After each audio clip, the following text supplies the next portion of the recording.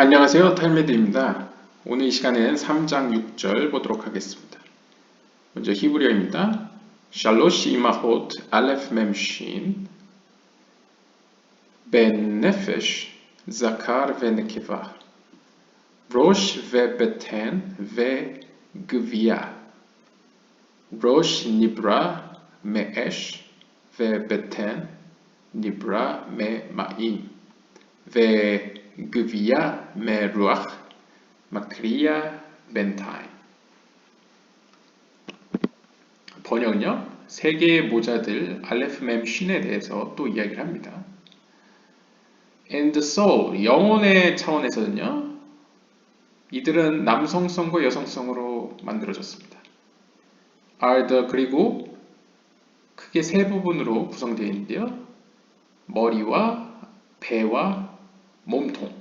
그래서 are the head, belly, and chest. The head is created from fire. 그리고 머리는 불로부터 만들어졌고요. The belly is created from water. 물로부터 배가 만들어졌고요. And the chest from breath. 그리고 몸통은 그러니까 가슴이죠. 가슴이라고 번역되는데 이제 직역하면 몸통입니다. 그냥 corpse 혹은 뭐 그러니까 네. 그래서 몸통은 혹은 가슴은 이제 바람으로부터 만들어졌습니다. 그래서 그 몸통은 그 둘 사이, 머리와 배 사이에서 결정합니다. The soul here also refers to the body. 여기서의 영혼은 또한 몸을 의미합니다. 몸. One reason for this is because the soul is an exact counterpart of the body. 그럼 왜 영혼이 또한 몸을 의미합니까? 라고 묻는다면 그 이유 중 하나는 바로 영혼은 정확히 몸에 반대되는, 그러니까 몸에 대응되는 존재이기 때문입니다. 그러니까 어떻게 보면 하늘에서 같이 땅이라는 이제 구절이 있지 않습니까? 그래서 땅과 같이 하늘도. 그럼 인간에게는 어떻습니까? 영혼과 같이 어떤 면에서 영혼과 같이 몸도 그렇고 몸과 같이 영혼도 그렇고 약간 상호 교류적인 차원에서 비슷한 것이 뭔가 서로 대칭되는 면이 있다는 거죠. 따라서 영혼을 이야기하면 또한 몸도 어느 정도 이야기한다고 이야기할 수 있습니다. Everything found in the body is also found in the soul. 여기서 설명하죠. 몸에서 발견되는 모든 것들은 또한 영혼 가운데서 발견할 수 있습니다. Similarly, 마찬가지로 the human body is a microcosm of the supernal man. 즉, 이 하늘의 위에 있는 사람, 이것을 이 마이크로코스m의 반대말로 매크로코스m이라고 하죠. 그러니까 큰 우주, 대우주라고 하고 인간의 몸은 소우주라고 얘기를 합니다. 이에 관해서 see figure 42번 피규어를 봐달라고 하네요. 자, 이 도식을 보시면 이 도식의 제목은 The Supernal Man, 그러니까 천상의 인간이라고 직역할 수 있습니다. 그러니까 상위에 있는 사람이죠. 그래서 이 땅에 있는 우리들, 이 작은 인간, 이 마이크로코스մ, 작은 소우주 우리는 이 천상의 인간, 매크로코스m과 어떤 면에서 서로 관계가 있다. 서로 같다라고 볼 수 있다고 카발라에서는 얘기를 하죠. 그래서 보면 우주의 천상의 인간은 이렇게 10개의 세피롯으로 구성되어 있습니다. 그래서 보시면 케테르는 항상 왕관이라는 그 이름처럼 몸과 분리된 존재죠. 그래서 상위에 접근할 수 없게 이렇게 위로 올라져 있고요. 그 다음에 호크마와 비나는 사실상 이 인간으로 치면 머리에 해당됩니다. 이제 약간 지성과 이성과 관련된 차원이죠. 그리고 이 둘을 연결시켜 주는 것이 이후에 설명될 그 쉰, 그러니까 비나의 속성이죠. 그 불과 같은 속성이라고 볼 수 있고요. 또한 이제 헤세드와 게브라를 연결하는 것은 알레프입니다. 이 연결에 대해서는 전번 다른 영상에서 제가 설명을 해드렸고요. 그리고 티페레트는 크게 이 몸통을 의미하죠. 그 다음에 호두와 네자흐는 이렇게 배 쪽에 위치해서 이 배를 의미하는 맴이 이 둘을 연결시켜주고요. 그 다음에 예소드는 인간의 이제 성적인 성기를 의미하고요. 말쿠투는 다리를 의미하는 것이 아니라 이제 말쿠투는 그 주변 이 인간을 둘러싼 이 영향력이 미쳐지는 공간을 의미합니다. 이렇게 천상의 인간이 이렇게 구성되어 있듯이 인간도 이러한 모습으로 만들어졌다는 것을 이제 이야기하고 싶은 거겠죠. This is the man sitting on the throne. 바로 이것이 사람입니다. 에스겔이 보았던 보통 기독교에서 중요시하는 메시아를 표현하는 기독교뿐만 아니라 유대교에서도 메시아를 표현하는 단어들 중에 몇 가지가 있죠. 그 중에 인자라는 단어가 있습니다. 기독교에서 한국 기독교에서 사용하는 인자라는 단어가 쉽게 그냥 사람의 아들이란 뜻입니다. 그러니까 사람의 자녀.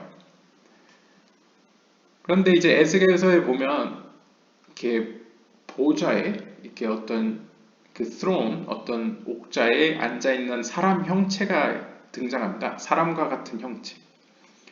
그 사람과 같은 형체를 이제 사람이라고 본다면 에스겔이 본 바로 그 사람이 천상의 사람이라는 거죠. 요 밑에 나왔던 비유적으로 천상의 사람입니다. 진짜 사람이 위에 있는 게 아니고 사람으로 표현되는 사람과 같은 형상을 이제 사람이라고 표현한 거죠.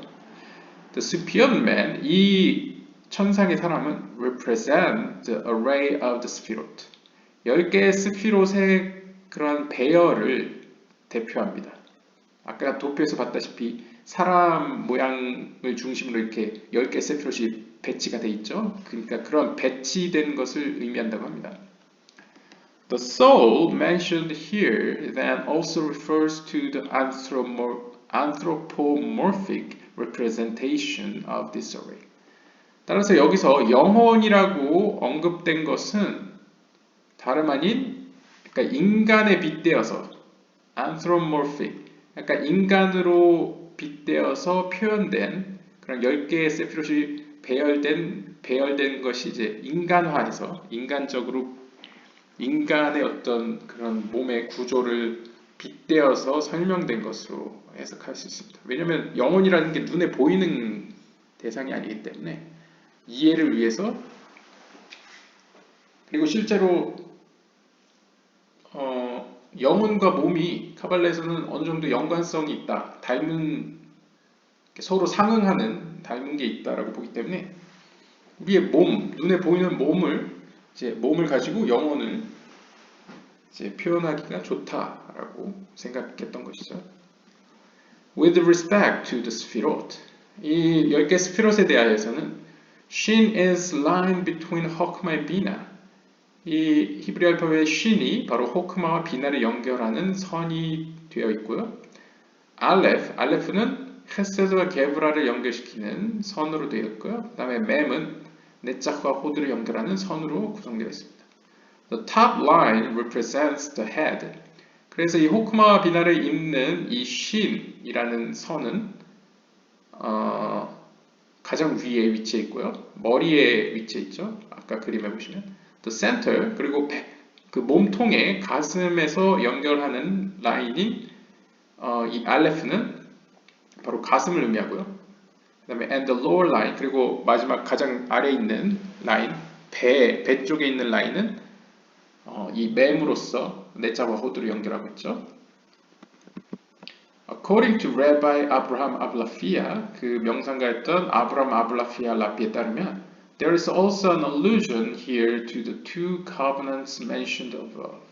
1장 3절에서 언급되었던 두 개의 언약이 여기에 암시되어 있다라고 지적했습니다.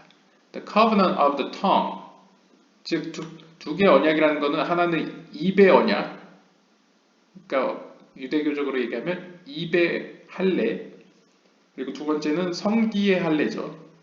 아기가 8살 태어난 지 8일째 되면 8살이 아니고 8일째 되면 할례를 하죠. 그 두 언약, 입에 관련된 언약과 성기에 관련된 언약 이 두 개를 얘기하는데요. 먼저 covenant of tongue 입에 관련된 언약은 is in the head 머리에 위치해 있습니다. 그렇죠? 입이 머리에 달려 있을까요? While 반면에 the covenant of circumcision 우리가 얘기하는 할례죠. 성기의 표피를 자르는 그 할례 언약은 is in the region of the belly 배 쪽에 위치해 있습니다. 그 아래쪽에 위치해 있는 거죠. 그리고 between the two 그들 사이에는 in the chest 가슴이 위치하는데요. 그 가슴에는 is the heart 가슴에는 마음이 있습니다. 즉 심장이 위치해 있죠. which is king over the soul. 그리고 이 심장이라는 것은 상징적으로 영혼의 왕이죠. 우리가 앞에서 시간의 왕은 주기라고 했죠. 사이클. 이와 마찬가지로 이 영혼의 차원에서의 왕은 이제 마음이다라고 보시면 되겠습니다. 그래서 성경에서도 하나님이 가장 중요시 보고 하나님이 누군가의 중심을 본다 할 때는 항상 중심이라는 게 마음을 의미하죠. 그래서 기독교에서는 얘기하는 게 하나님이 우리의 마음을 감찰하신다 뭐 이렇게 표현하지 않습니까? 그러니까 이 마음이라는 게 영혼의 차원에서는 가장 중요한 위치에 자리에 있습니다. This alludes to the Torah. 그런데 이제 우리는 천상의 인간에 대해 이야기를 하고 있었죠. 따라서 이 마음이라는 것은 천상, 그러니까 영적인 차원에서는 뭘 의미하냐면 바로 토라, 하나님의 말씀을 의미합니다. Which is the primary covenant. 왜냐하면 이것은 이제 가장 중요한 언약이 되기 때문이죠. 이 성경이라는 것은 영적인 인간에게서는 이제 영적인 차원에서는 심장에 해당되고 왜냐하면 심장으로 해당되는 이유는 가장 중요하기 때문에. 그러니까 언약이 어떻게 보면 확장해 보면 세 개가 있는 거죠. 그런데 입의 언약과 이 성기 쪽의 언약, 위에 있는 언약과 아래에 있는 언약은 머리 쪽 언약과 밑에 있는 배 쪽에 있는 언약은 이제 우리가 의지적으로 이렇게 하나님 앞에서 행위로 이렇게 행동한다고 한다면 약간 마음의 언약은 물론 우리가 마음을 이렇게 하나님께 기울인다는 입장에서 어느 정도 의지를 갖지만 이 성경으로 표현된다는 점에서는 약간 위에서 인간에게 준다라는 어떤 개념도 같이 들어있다고 볼 수 있겠습니다. 그러니까 인간만으로는 약간 도달할 수 없는 어떤 한계가 있다는 거죠. 토라를 인간이 받을 수는 없잖아요. 끌어다가. 모세도 신한테서 받았잖아요. 신한테 달라고 한 게 아니고. 물론 달라는 메시지를 보내긴 했겠지만 뭐 일단 주거나 주지 않거나 하는 거는 이제 주는 사람 마음이니까요. 아무튼 토라라는 약간 특성이 약간 다른 점이 있고요. 물론 언약을 했습니다. 이 토라도 큰 의미에서 왜냐하면 사실 보통 유대인들이 얘기하고 전통적으로 알고 있는 사실은 하나님과 이스라엘 백성들 사이에 언약을 맺어서 하나님이 이스라엘 백성에게 준 게 토라이기 때문에 일종의 언약을 한 거죠. 약간 공동체적 언약을 한 거죠. 할례도 물론 아브라함이라는 선조 때 언약을 했지만 그 영향력은 이제 후손까지 이어지니까 뭐 큰 의미에서는 언약이 세 개 다 볼 수 있겠습니다. 입의 언약, 마음의 언약, 밑에 아래 언약.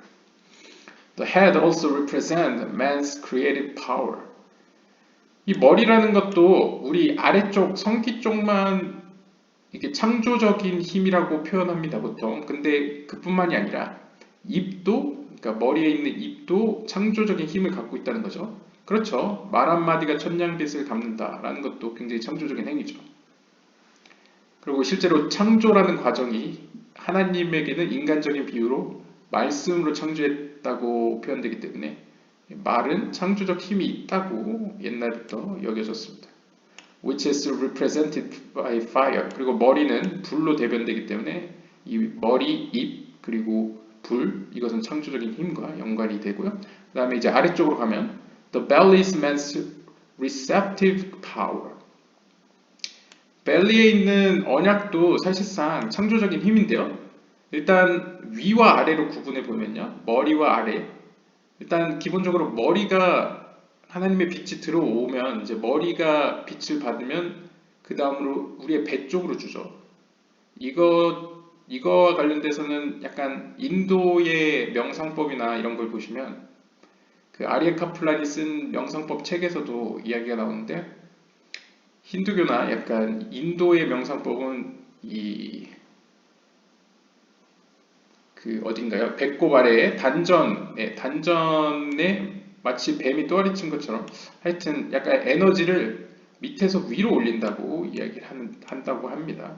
하지만 이 카발라, 유대교에서 얘기하는 명상은 일단 하나님으로부터 이 머리를 통해서 생명의 빛을 받아서 배로 내렸다가 한번 내렸다가 다시 얼굴 쪽으로 이렇게 굴려서 또 내리고 약간 이런 스타일을 보이고 있습니다. 그래서 약간 차이점이 유대교나 카발라에서는 약간 일단 하나님이 에너지를 주신다.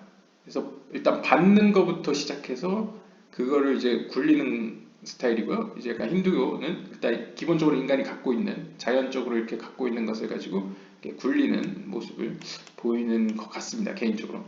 그래서 이제 둘 다 솔직히 하나님으로부터 받는 입장인데 인간의 몸으로 제안해 보면 일단 머리가 받기 때문에 머리는 주는 입장이고 이 배는 받는 입장이기 때문에 여기서는 creative power를 이제 giving power 주는 힘으로 보실 수 있고요. 여기서는 receptive 그래서 receiving power 받는 힘으로 볼 수 있겠습니다. represented by water 그래서 이건 물로 표현되죠. 그리고 우리가 앞에서 다른 전번 영상에서 불은 radiation이지 않습니까?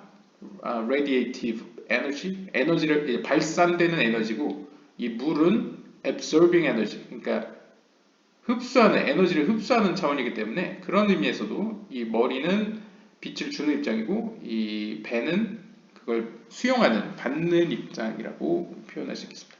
그럼 가운데 있는 체스트가 어떤 역할을 하는지 짐작이 가능하죠. 이 가슴 혹은 이 폐라는 것은 숨이 들어가기도 하고 동시에 나가기도 합니다. 그러니까 이 폐를 보시면 받아도 드리고 receptive power도 하고 또한 exhale 하면 이제 giving power를 하죠. 그러니까 둘 다 하죠. 따라서 therefore pertains to both 두 가지를 모두 가지고 있다. 두 가지 성격을 모두 가지고 있다라고 표현하고 있습니다. In a deeper sense, 좀 더 깊이 들여다보면요. The head is seen as the center of Bina consciousness. 머리는 비나의 의식 상태의 중심지입니다. 그렇죠. 사실 우리가 모든 뭐 잡다한 생각을 하든 어떤 연구에 깊숙이 몰입하든 TV를 보든 뭔가에 대해 생각을 하고 계획을 짜고 하는 어떤 과정들이 다 머릿속에서 뉴런과 뭐 여러 가지를 통해서 전기 신호로 이루어지기 때문에 머리가 중심이라고 볼 수 있겠습니다. It is the head that is the seat of the conscious stream of thought. 따라서 어떤 생각의 흐름에, 의식의 흐름의 중심지 혹은 보좌, 어떤 사상, 어떤 생각의 중심지, 원천 혹은 어떤 그곳이 위치하는 자리는 바로 머리라고 볼 수 있겠습니다. The workings of the belly, on the other hand, are almost completely subconscious. 반대로 이 배가 하는 역할은 거의 subconscious, 그러니까 의식 아래에, 의식 아래에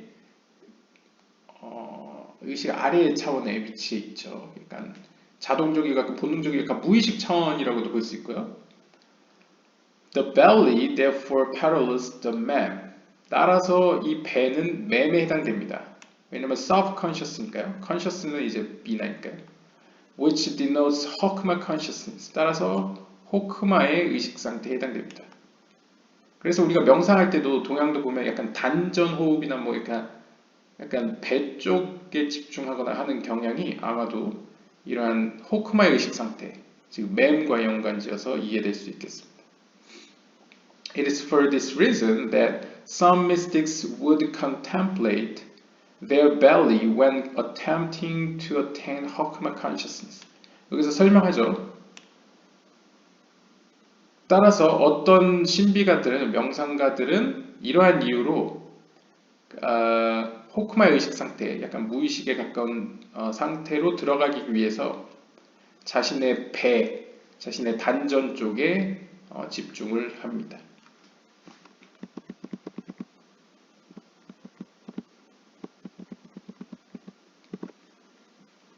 Breathing borders on both the conscious and unconscious. 자, 그럼 세 번째인 숨쉬기, 호흡이라는 것은 이 의식의 상태와 무의식의 상태, 그러니까 비나의 의식 상태와 호크마의 의식 상태 사이에 양쪽 모두에 걸쳐져 있습니다. 그리고 이들의 경계가 되면서 동시에 서로를 연결시켜 주는 거죠. One usually breathes unconsciously. 우리는 보통 숨을 쉴 때 무의식적으로 숨을 쉽니다. 자동적으로 숨을 쉬죠. But one can also control one's breathing consciously. 하지만 우리가 명상을 하거나 어떤 의도를 가질 때는 이 숨을 컨트롤할 수 있습니다. 원한다면. Breathing is therefore associated with both Bina and Hokma consciousness. 이러한 점에서 호흡이라는 것은 비나의 의식 상태와 호크마의 의식 상태 양쪽 모두와 연관되어 있다는 사실을 알 수 있습니다. It is for this reason that controlled breathing techniques are important in making the transition between these two states. 따라서 비나의 의식 상태와 호크마의 의식 상태 양쪽을 왔다 갔다 이동하기 위해서는 이러한 호흡법을 조절된 호흡법이 굉장히 중요합니다. Breathing is centered in the chest. 그리고 이 숨 쉰다는 것은 폐와 연관이 있기 때문에 이 가슴에 중심되어 있습니다. The chest. 이제 가슴에 대한 얘기죠. The Hebrew word for chest here is gavia. 가슴이라고 번역된 히브리어 단어는 gavia인데요. The use of gavia for chest is also unique in Hebrew literature. 아까 앞에서 나온 것과 같이 히브리어 문학에서 이 가비아가 가슴을 의미한 경우는 매우 희박합니다. Usually, 보통, the word refers to the body as a whole, and some commentaries here also state that it denotes the entire trunk. 제가 말씀드렸죠. 그 히브리어 읽을 때 보통은 일반적으로 이 가비아는 이 가슴만을 의미하는 것이 아니고요. 이 몸통 전체, 영어로 trunk라고도 하죠. 여기 trunk, 그러니까 몸통을 토르소, 영어로 torso를 의미합니다. 그래서 어떤 주석가들은 그것을 이제 trunk, 몸의 완전한 이 몸통 전체를 의미한다고 기록을 했다고 합니다. A possible scriptural source for this may come from Ezekiel's vision. 이와 연관된 이러한 가슴 혹은 몸통과 연관된 성서의 어떤 본문은 찾아본다면 에스겔의 환상에서 발견될 수 있는데요. 이 에스겔의 환상에서 He said of the Hayot. 이 에스겔은 그 짐승, 머리를 떨린 짐승에 대해서 이렇게 이야기합니다. With the two wings they cover the gavia. 에스겔에서 1장 11절 보시면 두 날개들로 그들은 자신들의 가비아를 가렸다, 그러니까 cover, 이렇게 덮었다, 혹은 가렸다라고 하는 구절인데요. 여기서 가렸다는 뭘 가렸다는 것이냐 했을 때 The scripture may be saying that they covered their chest and heart with two of their wings. 보통은 아마 이제 몸을 가렸다라고 표현할 텐데요. 여기서는 좀 더 이 마음이라는 측면과 가슴이라는 측면을 강조하고자 한다면 maybe, 아마도 이 성서가 얘기하는 것은 그들은 자신들의 가슴과 심장을 두 날개로 가렸다라고 해석할 수 있다는 거죠. Some commentaries interpret gavia to denote the sexual organ. 그리고 어떤 소수의 주석가들은 이 가비아를 그 성적인 기구를 의미하는 것으로 해석을 하는데요. In the language of the Mishnah, 미시나의 언어에 따르면, 미시나의 용어에 따르면, we indeed find that the head of the gavia refers to the tip of the male organ. 미시나에서는 head of the gavia, 가비아의 머리를 바로 tip of the male organ, 남자의 성기의 그 끝부분, 그러니까 귀두 부분이라고 했었겠죠. 그것을 의미하는 것으로 사용한 용례가 있다고 합니다. However, 하지만 as the major commentaries note, only term head of the gavia has this connotation and not the word gavia itself. 하지만 대다수의 주석가들은 다음과 같이 지적하는데요. 오직 head of the gavia, 가비아의 머리라는 이 용례만 바로 이 남자의 성기 앞부분을 의미할 뿐이지 일반적으로는 가비아 그 자체의 의미에는 그 남자의 성기와는 전혀 상관이 없다. 몸통이라는 의미거나 가슴의 의미가 더 맞다라고 이야기한답니다. 네, 지금까지 시청해주셔서 감사드리고요. 다음 시간에 3장 7절에서 뵙도록 하겠습니다.